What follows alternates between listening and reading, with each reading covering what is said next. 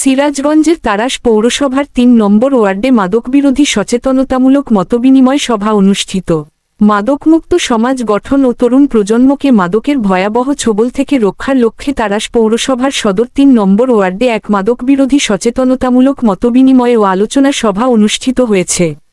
শুক্রবার তারাস উপজেলা যুবদলের যুগ্ম আহ্বায়ক মোহাম্মদ মিলন খানের উদ্যোগে নিজ বাসভবনে আয়োজিত এই সভায় সভাপতিত্ব করেন মোহাম্মদ নায়েব আলী খান। অনুষ্ঠানে উপস্থিত ছিলেন তারাস পৌর বিএনপির সাবেক যুগ্ম আহ্বায়ক খন্দকার সাইফুল ইসলাম, আলহাজ ফিরোজ হোসেন খান, পৌর যুবদল নেতা আমিনুল ইসলাম আমিন, পৌর স্বেচ্ছাসেবক দলের সিনিয়র যুগ্ম আহ্বায়ক মোহাম্মদ রফিকুল ইসলাম হাসান খান, তারাস উপজেলা জিয়া সাইবার ফোর্সের সভাপতি মোহাম্মদ সুজন রানাসহ এলাকার সচেতন মহলের নেতৃবৃন্দ।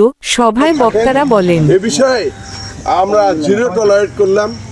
আমরা বিএনপির পক্ষ থেকে, আবার পৌর এরিয়ার পক্ষ থেকে আমি আপনাদের সঙ্গে থাকব।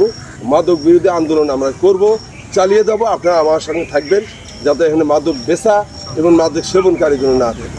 এর জন্য যত যা করা লাগে আমি আছি আপনাদের সঙ্গে। আপনাদের ধন্যবাদ জানাই। আহ্বান দিচ্ছি।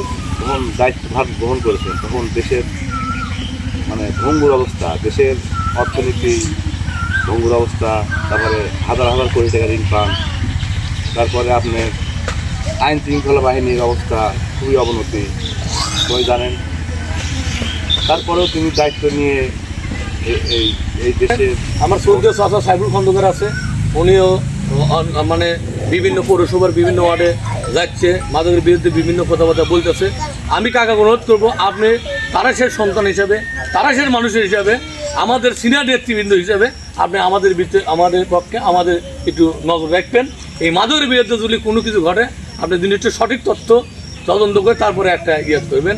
আর আমাদের সাথে সবসময় থাকা লাগবে। আমরা যেটাই করি, বিশেষ করে মাদক, জুয়া, সন্ত্রাস, চাঁদাবাড়ি, জবরদখলকারী, এগুলোর বিরুদ্ধে আমরা প্রতিবাদ করে আমার সাথে আপনি থাকা লাগবে। আপনি সম্মানী ব্যক্তি, আপনি আগামী দিনে তারাস পৌরসভার মেয়রের প্রার্থী।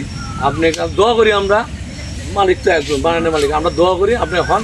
কিন্তু আমার এই ৩ নম্বর ওয়ার্ড তারাস মাদ্রাসা পাড়া এবং এই তারাস উত্তর পাড়া যুব সমাজকে আপনি রক্ষা করো। আমি অনুরোধ করব, আগে প্রথমেই ভাই মিলন ভাই, আপনি ঐক্যবোধ করার আমাদের ইয়াং জেনারেশন যারা আছে, যুব দেখা যাচ্ছে যে এতদিন তো এগুলো ছিল না, কিন্তু এখন দেখা যাচ্ছে যে ওখানে 4টা লোক থাকে, ওখানে 2টা লোক থাকে। মাদক বিরোধী অভিযানকে আরও শক্তিশালী করতে এলাকাভিত্তিক শৃঙ্খলা কমিটি গঠনের প্রস্তাবও উত্থাপন করা হয়। সভা শেষে উপস্থিত সবাই মাদকমুক্ত সমাজ গঠনে ঐক্যবদ্ধভাবে কাজ করার প্রত্যয় ব্যক্ত করেন।